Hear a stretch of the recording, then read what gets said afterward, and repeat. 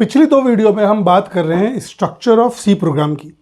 और structure of C program में अभी तक हम क्या क्या देख चुके हैं। प्री प्रोसेसर डायरेक्टिव्स देख चुके हैं, वॉइड मेन फंक्शन को कैसे लिखना है ये देख चुके हैं, और डिक्लेरेशन सेक्शन में हम वेरिएबल को डिफाइन करते हैं, उसके सारे रूल देख सकते हैं। क्या हुआ बंटी, क्या हुआ, क्या दिक्कत है? अच्छा, आप प्रोग्राम तो बताते ही नहीं हो। अरे बेटा, प्रोग्राम बनाने के पहले प्रोग्राम की तैयारी करना ज़रूरी है। अब आज से इस वीडियो से अब प्रोग्रामिंग के फंडे स्टार्ट होंगे। अभी तक हम प्रोग्राम को बनाने के पहले उसकी पूरी तैयारी कर रहे थे। तूफान के आने के पहले उसकी तैयारी करना बेटा बहुत ज़्यादा ज़रूरी है। तो अब आते हैं हम एग्जीक्यूटेबल सेक्शन में। जो हमारा प्रोग्राम, जो हमारे सी का कोड एक्चुअल में इस एग्जीक्यूटेबल सेक्शन में आएगा। अब उस एग्जीक्यूटेबल सेक्शन की हम बात करते हैं। यहाँ पर तीन काम करेंगे अपन। नंबर 1 इनपुट होगा, अगला क्या होगी, प्रोसेस होगी, और प्रोसेस के बाद क्या होगा, आउटपुट होगा। क्लियर एकदम। तो यहाँ पर सबसे पहले हम बात करेंगे सिर्फ आउटपुट की। तो आउटपुट के लिए हमें इस्तेमाल करना पड़ेगा प्रिंटफ, और इनपुट के लिए हमें इस्तेमाल करना पड़ेगा स्कैनफ। तो एग्जीक्यूटेबल सेक्शन में आकर अगर मुझे काम करना है तो मुझे इनपुट और आउटपुट से रिलेटेड सारे फंक्शंस समझना पड़ेंगे, जो कि हमारी pre processor directives hash include stdir.h में प्री डिफाइंड है। और वह इनपुट आउटपुट फंक्शन को हम बोलते हैं IO फंक्शंस। IO फंक्शंस, इसको दो कैटेगरी में डिवाइड करा जाता है। नंबर 1 पहला कैटेगरी होगी फॉर्मेटेड, और नंबर 2 होगी अनफॉर्मेटेड। पहली होगी formatted, unformatted. Formatted IO functions जो होते हैं वो सिर्फ दो होते हैं। एक होता है प्रिंटफ और एक होता है स्कैनफ। प्रिंटफ मतलब प्रिंट फॉर्मेटेड, स्कैनफ मतलब स्कैन फॉर्मेटेड। प्रिंट करो पर्टिकुलर किसी फॉर्मेट में, स्कैन करो यूजर से वैल्यू लो पर्टिकुलर किसी फॉर्मेट में, इसीलिए इसे कहा जाता है फॉर्मेटेड। और इसी फॉर्मेटेड को इस्तेमाल करने के लिए डेटा टाइप में हमने कॉलम बनाया था फॉर्मेट नाम का, जिसमें हमने हर डेटा टाइप से रिलेटेड फॉर्मेट को स्पेसिफाई किया था। अनफॉर्मेटेड वह सारे फंक्शंस होते हैं जिसमें हम फॉर्मेट का इस्तेमाल नहीं कर सकते, फॉर्मेट परसेंटाइल का हम इस्तेमाल नहीं कर सकते। वे सारे फंक्शंस अनफॉर्मेटेड कैटेगरी में आते हैं। इसमें हमको दो चीजें समझना है, एक होगा पुटस और एक होगा पुट CHAR। P स्मॉल में, वैसे कैपिटल बन जाता है, अब स्मॉल में बनाएंगे। इधर होगा क्या चीज, गेट CH, अगला होगा गेट CHE, अगला होगा गेट S, अगला होगा गेट CHAR। ठीक है ना। तो जितने भी अनफॉर्मेटेड फंक्शंस हमको मिले इनपुट आउटपुट से रिलेटेड, वो सारे फंक्शन किस पर काम कर रहे हैं, स्ट्रिंग पर। किस पर काम कर रहे हैं, कैरेक्टर पर। यहाँ पे कौन है, कैरेक्टर है। यहाँ पर भी कौन है, कैरेक्टर है। ये भी कौन है, कैरेक्टर है। ये भी कौन है, कैरेक्टर है। तो कैरेक्टर से रिलेटेड इतने सारे अनफॉर्मेटेड फंक्शन है। इसका मतलब कैरेक्टर एक तूफानी टॉपिक है जो कि आगे अपन को समझना है। ठीक है ना। सर कैरेक्टर का इस्तेमाल हम यहां पर नहीं कर पाएंगे, हाँ बिल्कुल कर पाएंगे। उसके लिए हमको फॉर्मेट स्पेसिफायर सीखना पड़ेगा, किसका, कैरेक्टर का, जो कि परसेंटाइल C होगा और परसेंटाइल S होगा। आगे हम बात करेंगे, अभी फिलहाल इनपुट और आउटपुट से रिलेटेड सिर्फ आउटपुट की बात करेंगे, और आउटपुट के लिए हम एक फॉर्मेटेड फंक्शन इस्तेमाल करेंगे जो कि कौन है, प्रिंटफ। तो यहां पर किसकी बात करूंगा मैं, प्रिंटफ की।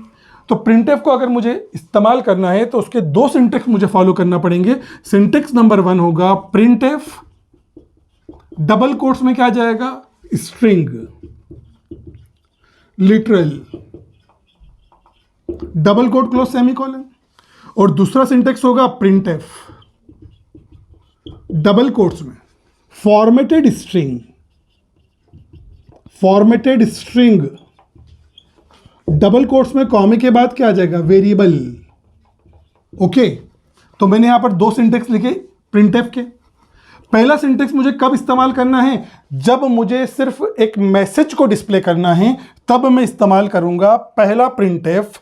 और दूसरा प्रिंटफ कब मैं इस्तेमाल करूंगा, जब मैं मैसेज के साथ इनपुट वैल्यू या प्रोसेस करने के बाद जो रिजल्ट आया है उस वैल्यू को भी डिस्प्ले करना चाहता हूं किसी वेरिएबल के थ्रू, तब मैं दूसरे सिंटेक्स का इस्तेमाल करूंगा। चलिए, बहुत अच्छी बात है। तो अब मैं सी लैंग्वेज में अपना पहला प्रोग्राम आज बना रहा हूं, और वह पहला प्रोग्राम है डिस्प्ले करना है मुझे एक मैसेज। तो अभी तक हमने यहां तक क्या समझा कि सबसे पहले प्री प्रोसेसर आएगा हैश इंक्लूड stdio.h, उसके बाद मुझे क्या लिखना है, वॉइड मेन लिखना है। वॉइड मेन लिखने का तरीका आपको मालूम है, करली ब्रैकेट ओपन होगा। मैं अभी केवल किसका इस्तेमाल कर रहा हूं, आउटपुट का। तो आउटपुट का इस्तेमाल कर रहा हूं तो मैं यहां पर क्या दूंगा, प्रिंट एफ दूंगा। प्रिंट एफ में मैं क्या लिखूंगा, दिस इज माई क्या लिखा मैंने, first program in C language, न कि मैंने लिखा हेलो वर्ल्ड। तो हेलो वर्ल्ड की तो अपन को यहां पर बात ही नहीं करना बिल्कुल भी, हेलो वर्ल्ड अपनी लाइब्रेरी में है ही नहीं। क्लियर एकदम, करली ब्रैकेट मैंने क्लोज कर दिया। तो यहां पर ये मेरा प्री प्रोसेसर डायरेक्टिव हुआ, मेन फंक्शन हुआ, ग्लोबल वेरिएबल को हमने हटा दिया, अदर यूजर डिफाइंड फंक्शन को हमने हटा दिया, और यहां पर हमने एक आउटपुट मैसेज दिया, printf this is my first program in C language. अब क्या करना है मुझे, इस प्रोग्राम को मुझे सेव करना है। मैं यहां पर सेव कर रहा हूं इसे किस नाम से, first.c के नाम से। फर्स्ट क्या हुआ, मेरे प्रोग्राम का नाम हुआ, .c क्या चीज़ है, मेरी फाइल का एक्सटेंशन है, जो कि बताता है कि ये कोड, ये प्रोग्राम कौन सी फाइल से रिलेटेड है, सी की फाइल से रिलेटेड है। क्लियर एकदम। अब इस प्रोग्राम को मैं कंपाइल करूंगा, क्योंकि ये प्रोग्राम जो है मेरा first.c, ये मेरी कौन सी फाइल है, सोर्स फाइल है। इस सोर्स फाइल को मुझे कंपाइल करना पड़ेगा ताकि मैं उसे मशीन कोड में कन्वर्ट कर सकूं। तो मैं यहां पर पूरी जर्नी में यूज करूंगा जीसीसी कंपाइलर, और जीसीसी कंपाइलर को मैं टेक्स्ट एडिटर के थ्रू इस्तेमाल करूंगा, और वो टेक्स्ट एडिटर हमारा क्या होगा, Notepad++, और कमांड प्रॉम्प्ट पर हम जाकर उसे एग्जीक्यूट करेंगे। तो कमांड प्रॉम्प्ट पर अगर मुझे इस प्रोग्राम को एग्जीक्यूट करना है तो मुझे पहले उसे कंपाइल करना पड़ेगा। कंपाइल करने के लिए हम क्या लिखेंगे, कमांड प्रॉम्प्ट पर, ये मेरा कमांड प्रॉम्प्ट है, यहां पर मैं लिखूंगा जीसीसी first.c, और उसके बाद मैं एंटर करूंगा। अगर मेरे प्रोग्राम में कुछ एरर होगी तो वो एरर सारी डिस्प्ले हो जाएगी, फिर मुझे उस एरर को सुधारना पड़ेगा। उसके बाद अगर मेरे प्रोग्राम में कोई भी एरर नहीं होगी तो कमांड प्रॉम्प्ट पर मैं आगे आ जाऊंगा, और यहां पर मैं अपने प्रोग्राम को एग्जीक्यूट करने के लिए a.exe लिखूंगा या फिर सिर्फ a लिखूंगा, डिपेंड करता है कि आप कौन सी मशीन क्या इस्तेमाल कर रहे हो। तो अगर मैं कमांड प्रॉम्प्ट पर खाली a भी लिखूंगा तो मेरा प्रोग्राम एग्जीक्यूट हो जाएगा। इसको अपन बिल्कुल मशीन पर भी चलाकर देखेंगे अगली वीडियो में। क्लियर एकदम। तो प्रिंटफ में हमने ये समझा कि अगर मुझे कोई भी मैसेज, जब मैं a.exe करूंगा ना, तो आउटपुट पर डिस्प्ले हो जाएगा, this is my first program in C language. तो यहां पर रट्टा मारने की कोई चीज नहीं है। सी का प्रोग्राम अगर मुझे बनाना है तो मुझे सी के स्ट्रक्चर को फॉलो करना पड़ेगा, जो कि पिछली 3 वीडियो से अपन कर रहे हैं। चलिए आगे बढ़ते अपन। सर क्या हम यहाँ पर कुछ भी प्रिंट कर सकते हैं? बिल्कुल आप कुछ भी प्रिंट कर सकते हो, हाथी, घोड़ा, कबूतर, कौवा, कुछ भी प्रिंट कर सकते हैं। बंटी भी प्रिंट कर सकते हैं हम यहाँ पर।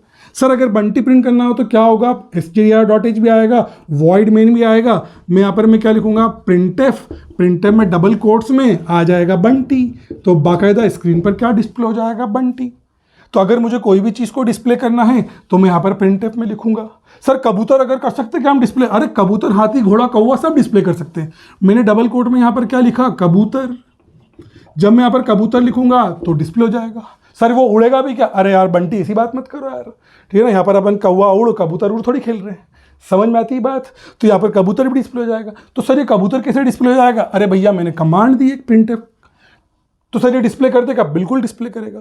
क्यों? क्योंकि हमारी मशीन जो होती है, हमारा जो कंप्यूटर होता है वो होता है नो आईक्यू, जितना बोलूँगा उतना काम करेगा। तो अभी तक मुझे ये समझ में आया कि प्रिंटफ का मैं सिंपल पहला वाला सिंटेक्स किस तरीके से इस्तेमाल कर सकता हूँ। अगली वीडियो में हम पूरा स्टार्ट करेंगे OBS। अगली वीडियो में हम पूरा मशीन पर ये सारा काम करेंगे। तो मैं मशीन पर आकर आपको बाकायदा बिल्कुल ये सब चीज़ चलाकर दिखाऊंगा। चलिए समझ में आती बात। अब अपन आते हैं, अभी हमने क्या सीखा, प्रिंटफ सीखा। प्रिंटफ के बाद हम इनपुट लेना सीखते हैं। अभी मैंने आउटपुट सीखा।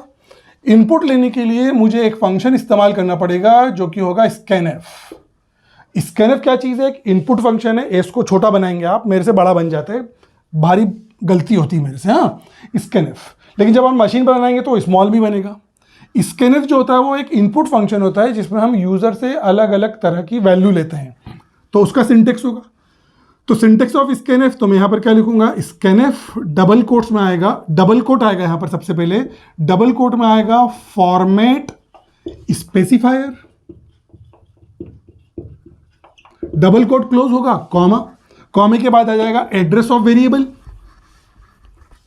Address of variable. ठीक है, समझ में आती बात। तो एड्रेस ऑफ वेरिएबल में एड्रेस ऑफ को अपन रिप्रेजेंट करेंगे एम्परसेंड के साइन से। ये बताता है कि वेरिएबल का एड्रेस क्या है।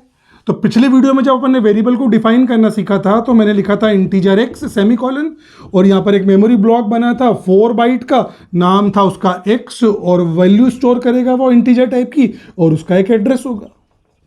ये एड्रेस जो होगा उस एड्रेस को हम इस्तेमाल कैसे करेंगे, एड्रेस ऑफ ऑपरेटर से। ये पॉइंटर ऑपरेटर होता है। तो कोई भी वेरिएबल में जब हम इनपुट डेटा को स्टोर करेंगे तो उस वेरिएबल का हमें हमारे प्रोग्राम में एड्रेस बताना पड़ेगा।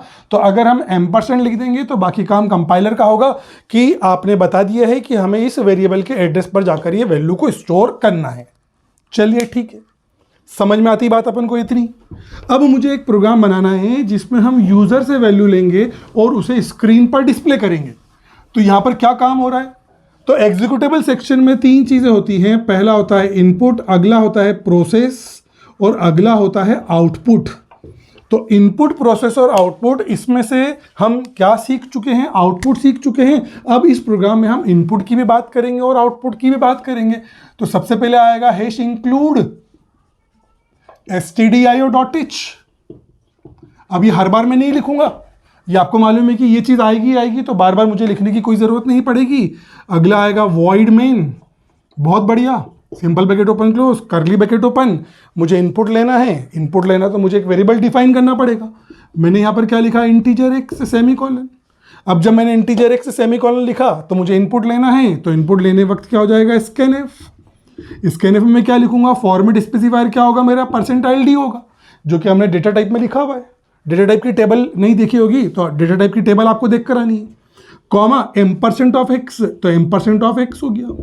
तो यहां पर मैंने क्या करा, एक मेमोरी ब्लॉक बना, उस मेमोरी ब्लॉक में एक्स आया और उस एक्स की वैल्यू क्या आ गई, 25 मैंने यूजर से ले ली। अगला क्या होगा, इस प्रोग्राम में जो मैंने इनपुट लिया है उसे मुझे डिस्प्ले करना है। डिस्प्ले करने के लिए मैं किसका इस्तेमाल करूंगा, प्रिंटएफ का इस्तेमाल करूंगा। अब प्रिंटएफ का इस्तेमाल करूंगा तो प्रिंटएफ के लिए मेरे पास 2 सिंटेक्स थे। पहला सिंटेक्स था खाली मैसेज डिस्प्ले करना, दूसरा सिंटेक्स था मैसेज के साथ वैल्यू डिस्प्ले करना। तो अगर मैं यहां पर लिखता हूं क्या चीज, वैल्यू ऑफ, है ना, एक्स इज, एक्स लिखता हूं मैं तो गड़बड़ हो जाएगी। तो इस पूरी चीज को अपन अगली वीडियो में मशीन पर बाकायदा समझेंगे तो बहुत तरीके से समझ में आएगा। कर्ली ब्रैकेट में क्लोज कर देता हूं। अगर मैं ऐसा लिखता हूं तो मैं कोई भी इनपुट दूंगा, 25, 40, 50 कोई भी दूंगा तो हर बार क्या प्रिंट होगा, एक्स ही प्रिंट होगा। तो मैं चाहता हूं कि यहां पर एक्स की जगह पर एक्स की वैल्यू प्रिंट हो, तो उसके लिए मुझे यहां पर फॉर्मेट का इस्तेमाल करना पड़ेगा। और इंटीजर का जो फॉर्मेट होता है वो %d होता है। डबल कोट में क्लोज कर दूंगा, कॉमा लगा के मैं यहां पर क्या लिखूंगा, एक्स लिखूंगा। क्यों, क्योंकि मेरा सिंटेक्स ही क्या बोलता है कि फॉर्मेटेड स्ट्रिंग, मेरी बात सुनो, फॉर्मेटेड स्ट्रिंग का मतलब होता है ऐसी स्ट्रिंग जिसमें आपने फॉर्मेट का इस्तेमाल करा है वह कहलाएगी फॉर्मेटेड स्ट्रिंग। और अगर आप प्रिंटएफ में किसी फॉर्मेटेड स्ट्रिंग का इस्तेमाल करेंगे तो आपको डबल कोट के बाद उस वेरिएबल का भी बताना पड़ेगा कि ये जो फॉर्मेट स्पेसिफायर है इसकी जगह पर कौन से वेरिएबल से वैल्यू आएगी, तो उस वेरिएबल को यहां पर आपको लिखना पड़ेगा। अब जब मैं इस प्रोग्राम को चलाऊंगा, मैंने आउटपुट इनपुट क्या दिया, 25 दिया और वैल्यू ऑफ एक्सिस क्या डिस्प्ले होगी, 25 डिस्प्ले होगी। लेकिन इस प्रोग्राम में एक भारी गलती ये है कि मुझे मालूम है कि जब मेरा प्रोग्राम चलेगा तो मुझे एक वैल्यू देना है और उसके बाद आउटपुट आएगा। लेकिन इस प्रोग्राम में भारी गलती क्या है कि मैं किसी के पास भी आकर चुपचाप से खड़ा हो जाऊं तो उसको समझ में नहीं आएगा कि भैया काहे के लिए आया है। तो मैं जाके बोलूंगा ला बंटी पेन दे, तब बंटी को समझ में आया है कि सर पेन मांग रहे हैं। लेकिन अगर मैं बंटी के पास चुपचाप से खड़ा हो गया तो बंटी को समझ में नहीं आया कि अरे मैंने क्या भारी गलती कर दी जो सर मेरे पास आ गए। समझ में आती बात यहाँ पर। तो जब मैं इस प्रोग्राम को चलाऊंगा तो जो मेरी आउटपुट विंडो है वहां पर एक कर्सर ब्लिंक करेगा करके। समझ में आती बात। अब मैं वहां पर देखता रहूंगा, कर्सर मेरे को देखता रहेगा, मैं कर्सर को देखता रहूंगा। फिर मुझे ध्यान आएगा कि हाँ यार भैया मैंने प्रिंटएफ स्कैनएफ लिखा है, तो यहाँ पर मैं 25 देकर एंटर करूंगा। जैसे ही मैं 25 देकर एंटर करूंगा तो बाकायदा क्या लिखा हुआ आएगा, वैल्यू ऑफ एक्स इज 25। तो चूंकि ऊ नहीं करे, बंटी घबराए नहीं, तो इस कारण से मुझे प्रोग्रामिंग में इनपुट लेने के पहले एक आउटपुट मैसेज भी देना पड़ेगा ताकि मेरे प्रोग्राम में कोई मिस्टेक ना हो। तो मैं यहाँ पर लिखूंगा प्रिंटएफ, डबल कोट्स में मैं लिखूंगा enter value of x, enter value of x. जब मैं एंटर वैल्यू ऑफ एक्स लिखूंगा, अब मैं इस प्रोग्राम को कंपाइल करके जब एग्जीक्यूट करूंगा तो जो हमारी आउटपुट स्क्रीन होगी उस पर बाकायदा लिखा हुआ आएगा एंटर वैल्यू ऑफ एक्स, और यहाँ पर कर्सर ऊ करेगा। अब कर्सर कितनी बार भी ऊ कर ले उससे कोई फर्क नहीं पड़ता, मुझे मालूम है कि मुझे वैल्यू देना है। मैंने यहाँ पर वैल्यू दी 25, में एंटर करूंगा, ये 25 जाकर कहाँ पर स्टोर हो गई, एक्स के पास स्टोर हो गई। अब ये 25 जब एक्स के पास स्टोर हो गई, जब मैं डिस्प्ले करूंगा तो वैल्यू ऑफ एक्स 25 आएगी। अगर मैं यहाँ पर वैल्यू 40 दूंगा तो एक्स के पास क्या स्टोर हो जाएगा, 40 स्टोर हो जाएगा। 40 स्टोर हो जाएगा तो यहाँ पर अब मैं डिस्प्ले करूंगा तो क्या लिखा हुआ आएगा, हाँ परसेंटाइल अपनी वैल्यू एक्स के पास मांगेगा तो एक्स की वैल्यू क्या आएगी, 40 आएगी। बिल्कुल समझ में आती है बात। सर क्या हम ऐसा डिस्प्ले कर सकते हैं क्या, 25 is the value of x, value of x बिल्कुल कर सकते हैं, कोई दिक्कत नहीं, वैल्यू ऑफ एक्स। तब मुझे उस केस में प्रिंटफ में चेंज करना पड़ेगा, और प्रिंटफ में मैं चेंज करके क्या लिखूंगा, सबसे पहले मुझे किसकी जरूरत पड़ रही, 25 की।